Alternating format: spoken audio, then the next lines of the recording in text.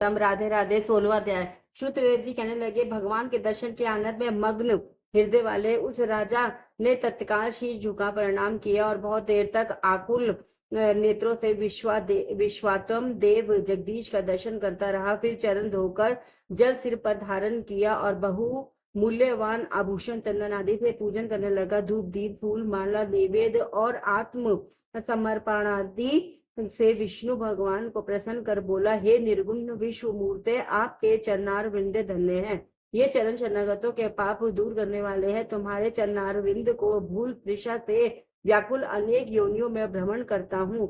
मैंने दान किया, न साधु सेवा की, न तुम्हारी कथा सुनी। उस अपराध से शत्रुओं ने मुझे पराजित कर दिया, मेरा वैभव नष्ट हो गया।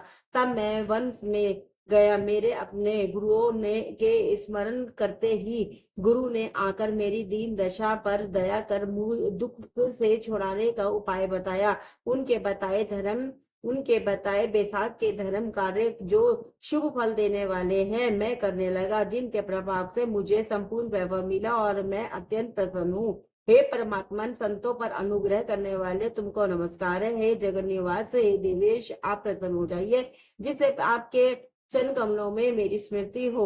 हे प्रभु, पुत्र स्त्री को शादी में मेरी आसक्ति ना हो। मेरा मन आपके चरणारविंद में लगे, मेरी वाणी आपकी दिव्य कथा कहने में लगी रहे, मेरे नेत्र आपकी मूर्ति के दर्शन में लगी रहे, कान तथा श्रवण में और जीवा आपके कमल गुणानुवाद में अर्पित हो।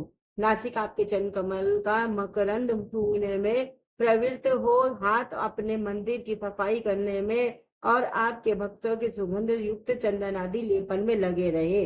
पाओ आपकी कथा में ले जाएं मेरी मुर्दा, सदा आपकी वंदना में, कामना आपकी कथा में, बुद्धि आपके विचार में सदा लगी रहे। साधु संगत और आपकी श्रेष्ठ कथाओं के गान में मेरे दिन बीते।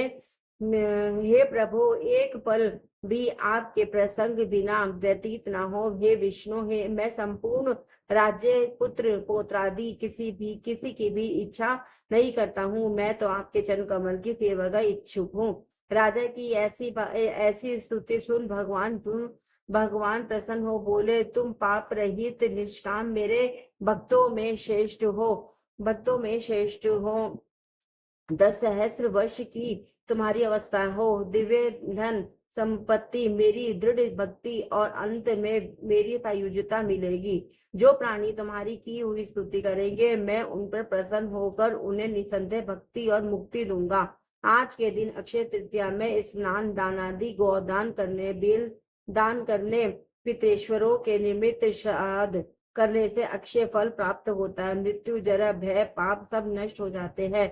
मैं बेशाखोक्त धर्मों से प्रसन्न होता हूँ, जिनके करने से तप अव्यय पद प्राप्त होता है। जो प्राणी मेरे चरणों का स्मरण करेगा, उसे प्रायश्चित की भी आवश्यकता नहीं। तुम गुरु के उपदेश से वन में आप बैशाख के धर्मों में तत्पर हुए और जगत के नाथ भगवान की आराधना से तुम्हें सब वस्तु प्राप्त हो गई। इस धर्म से प्रसन्न हो मैंने तुम्हें दर्शन दिया है। अब तुम देवताओं के लिए भी दुर्लभ इच्छित भोगों को भोगो। देवाधिदेव जनार्दन राजा को ऐसा वर दे वही अंतर ध्यान हो गए।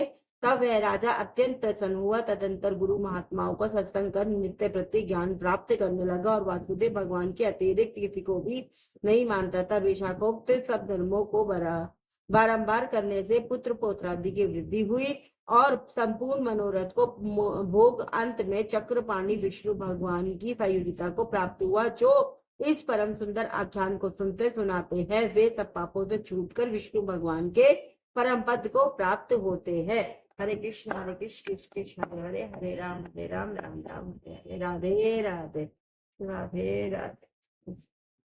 हर हर महादेव।